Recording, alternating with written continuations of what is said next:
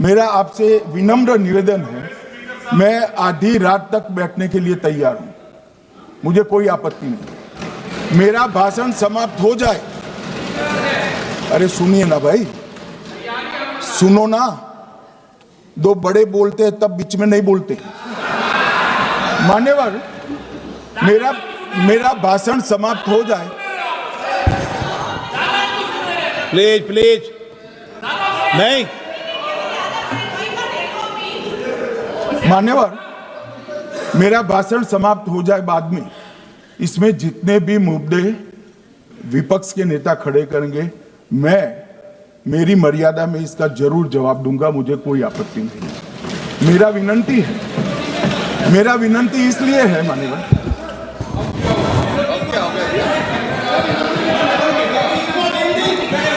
एक मिनट, तो उनको पूरी बात करने दें।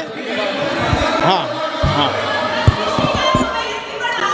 मान्यवर, मेरा विनंती भी मान्यवर,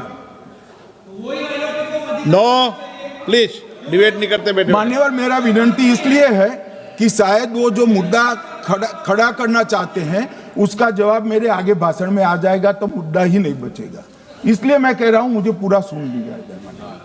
मान्यवर, बिहार में एक मतदाता की उम्र 34 साल बताई गई, 34 साल की है, इसको 124 साल बताया गया। सच था कि इसमें उम्र 124 बार छपी थी। बाद में मिंता देवी जी ने खुद बताया कि उन्होंने ऑनलाइन आवेदन किया था और वो ऑनलाइन आवेदन करने में गलती हो गई, इसके कारण उम्र 124 बार साल छपी थी। अब इसके आधार पर मतदाता सूची पर प्रश्न कर दिए। सुबोध कुमार नवादा, प्रेस कॉन्फ्रेंस में कहा गया कि एक राजनीतिक दल के बीएलए है, इनका नाम कभी आया ही नहीं, वो भी सच नहीं निकला।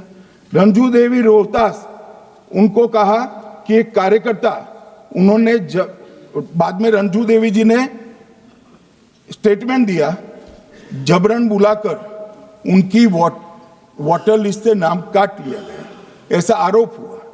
तो रंजू देवी ने यही कहा कि कांग्रेस के कार्यकर्ताओं को कहने पर मैंने गलत जानकारी दी थी। मान्यवर, ये जो प्रेस कॉन्फ्रेंस हुई और उसने जिस प्रकार का देश में माहौल बनाया, चलो ये तो मैंने आरोप जो लगाए थे और सत्य क्या है कहा, मगर मैं विपक्ष के नेता ने जो प्रेस कॉन्फ्रेंस में कहा कि मतदाता सूची ठीक नहीं है, इसको सुधार करना चाहिए, तो भाई गहन पुनर्निरीक्षण क्या है, एसआईआर क्या है, मतदाता सूची का सुधार करने की प्रक्रिया है, और वो कर रहे हैं तो भी विरोध कर रहे हैं, पुरानी मतदाता सूची कर रहे हैं तो भी विरोध कर रहे हैं। भाई मतदाता सूची पुरानी हो या नहीं, आपका हारना तय है, ये मतदाता सूची से नहीं होता। मान्यवर, उन्होंने कहा, अपने लॉजिक के समर्थन में कहा कि भारतीय जनता पार्टी को कभी एंटी इनकम्बेंसी का सामना नहीं करना पड़ता। मान्यवर, एंटी इनकम्बेंसी इनके खिलाफ होती है जो जनहित के विरुद्ध काम करे। ये बात सही है कि भाजपा को एंटी इनकम्बेंसी का फायदा विरोध बहुत कम करना पड़ता है। हमारी सरकारें बार बार चुनकर आती है, चाहे राज्य में है या केंद्र में, परंतु ऐसा नहीं है कि हम 2014 के बाद एक भी चुनाव नहीं हारे। छत्तीसगढ़ में 18 में हारे, राजस्थान में 18 में हारे, मध्य प्रदेश में 18 में हारे, कर्नाटक में भी 14 के बाद हारे, तेलंगाना में हम जीत नहीं पाए, चेन्नई में हम जीत नहीं पाए, बंगाल में भी हम हारे। भाई तो तब तो ये मतदाता सूची बहुत अच्छी होती है, टप से नए कपड़े पहनकर आप शपथ ले लेते हो। उस वक्त मतदाता सूची का विरोध नहीं करते हो, और जब मुंह की पटखनी पड़ती है बिहार की तरह, तब मतदाता सूची का विरोध करते हो। मान्यवर, दोहरे मापदंड नहीं चलेंगे लोकतंत्र में। जब आप जीतते हो तब चुनाव आयोग महान है, जब आप हारते हो तो चुनाव आयोग निकम्मा है, बीजेपी का कहने पर चलता है। जब आप जीतते हो मतदाता सूची अच्छी है, मतदाता सूची अच्छी है, और जब आप हारते हो तो मतदाता सूची खराब है। मान्यवर, मुझे कोई आपत्ति नहीं, इस प्रकार का भ्रांति फैलाए तो फैलाए। मेरा दायित्व है कि इस देश की जनता को एक ड्यूअल स्टैंडर्ड की जानकारी देना, जो मैं आज इस सदन में खड़े होकर दे रहा हूं। मान्यवर, आगे पर भी मैं इस विषय को कहूंगा और ढेर सारे आरोपों के मेरे पास जवाब है। जो 3 प्रेस कॉन्फ्रेंस में, एक सादा प्रेस कॉन्फ्रेंस, एक एटम बम वाला प्रेस कॉन्फ्रेंस, एक परमाणु बम वाला, ये तीनों में क्या हुआ, इसके सारे जवाब मेरे पास है। मान्यवर, अब ये कहते हैं कि 2-2 जगह है, 2-2 जगह मतदाता है। मान्यवर, किन किन लोगों के 2-2 जगह मतदाता, मैं इसमें जिनके नाम 2 जगह रजिस्टर्ड है उसका दोष नहीं निकालता मैं, क्योंकि एक जगह से कोई व्यक्ति दूसरी जगह गई तो 2010 के बाद इसको डिलीट करने का अधिकार आरओ के पास से ले लिया गया। इसके कारण ये विसंगतियां खड़ी हुई है। किसके हैं? श्री प्रशांत किशोर जी के 2 जगह मतदाता है, पवन खेरा जी का भी है, तेजस्वी यादव का स्वयं का है, टी सिद्दीकी एनआईसी केरल के नेता का है, मान्यवर संजय सिंह आप पार्टी के नेता के हैं, एक किशोरी पेडनेकर यूबीटी शिवसेना के हैं, इनका भी है।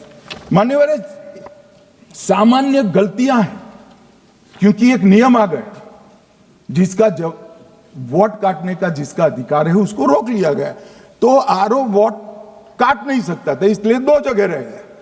अब वही एक गहन पुनर्निरीक्षण से सुधरना है, मगर आप गहन पुनर्निरीक्षण को वोट चोरी कह रहे हो। मान्यवर, वोट चोरी किसको कहते हैं वो मैं बताना चाहता हूं, और हमारे यहां कुछ परिवार ऐसे हैं जो पूछते नहीं, वोट चोरी करते। अच्छा, बोलिए आप। हाँ, बोले आप, बोले। हाँ, बोले आप, बोले।